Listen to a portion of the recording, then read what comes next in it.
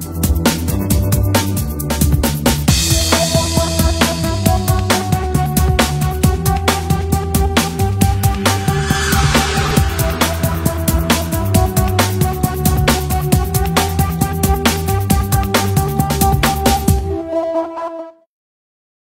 suis Franck Carassu, donc je suis cofondateur de la société Open Datasoft. Donc, merci de nous avoir sélectionnés comme l'une des 8 startups parmi les 53, je crois.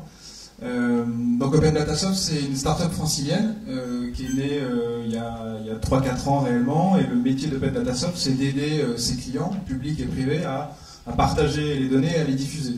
Donc on a la chance dans la salle d'avoir déjà des clients. Donc on parlait un peu d'organismes publics qui travaillent avec des startups. Et nous, on a une petite liste de clients. On a la chance d'avoir la région Île-de-France qui a cru en nous quand on était tout petit, la ville de Paris, le conseil départemental du 92. Donc, ce qui est intéressant, c'est d'avoir un recul et de vraiment savoir que les acheteurs publics peuvent aider les startups, si elles ont des bons produits, j'imagine, à grandir. Et ce qui fait qu'aujourd'hui, on a beaucoup de clients en France et qu'on commence à avoir aussi des clients à l'étranger. Et c'est, je pense, un peu grâce à vous. Donc, d'abord, merci. Alors, Open Datasoft, ça fait quoi? Ça permet de valoriser des données. Donc, ça permet de valoriser des données, à la fois les données que vous avez dans votre système d'information interne. Donc, effectivement, on va permettre de casser un petit peu les silos informatiques pour aller publier des données et faire comprendre aux citoyens comment est utilisé son budget, comment se comportent les éléments autour du transport.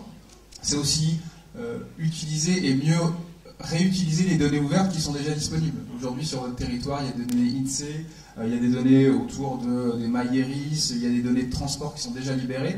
L'idée, c'est de les utiliser, elles sont gratuites, et de les croiser avec vos propres données. Et ça, c'est ce que permet de faire Open Datasoft. Et puis, les derniers, on va dire, silos de données qu'on va retrouver, c'est des données qui vont plutôt être un peu dans la thématique des territoires intelligents, des villes intelligentes, où on va avoir de plus en plus de capteurs. Les capteurs, ça vaut de moins en moins cher, ça vaut de moins en moins cher à faire circuler l'information, et ça va avoir beaucoup plus de valeur pour dire j'ai un sujet sur l'environnement, j'ai un sujet sur le transport, mais moi le transport c'est multimodal, c'est du vélo, c'est du STIF, c'est de la RATP, c'est de la SNCF, éventuellement c'est du KU, c'est du Transdev, donc c'est tout ça qu'il va falloir prendre en compte. Donc en gros, c'est démocratiser l'accès à l'information en rendant les choses assez visibles, simples d'usage, pour permettre finalement à tout un chacun de comprendre une thématique qui peut être du transport. On n'a rien trouvé mieux que de faire des cartes assez simples, là-haut des cartes de chaleur qui vont permettre de voir des densités de population qui font par exemple des migrations sur la journée, ou même on travaille avec des opérateurs de caméras intelligentes qui sont aujourd'hui capables de filmer le trafic et de vous dire à quelle vitesse vont rouler les véhicules, à quel moment de la journée, le taux d'occupation des voies. Donc ça permet aussi de prendre un certain nombre de décisions. Donc j'ai pas mis de slide technique, mais en gros ce que fait Open Datasoft, on est dans le monde des API, dont on va peut-être parler de ce sujet-là. C'est-à-dire qu'on permet finalement à vos données d'être réutilisées le mieux possible. Et une API, ça plaît beaucoup à un développeur.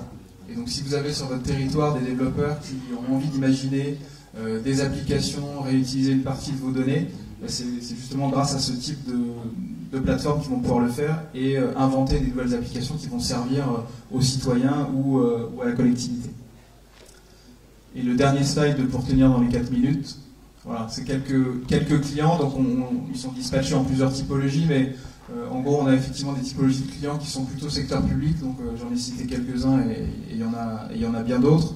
Et on a aussi pas mal de clients dans le monde du transport, ce qui fait que voilà, les clients de type RATP, STIF, SNCF, Keolis sont aussi des pourvoyeurs de données publiques qu'il faut utiliser, qu'il faut croiser avec vos propres données pour en tirer plus d'intelligence. Pareil pour les opérateurs d'énergie comme EDF, ERDF, GRDF, on a la chance qu'ils soient nos clients, mais c'est aussi des gens qui vont mettre à disposition des données à la fois en public, mais à la fois en mode un peu privé auprès des collectivités qui vont être très demandeuses d'outils de pilotage autour de l'énergie. Voilà.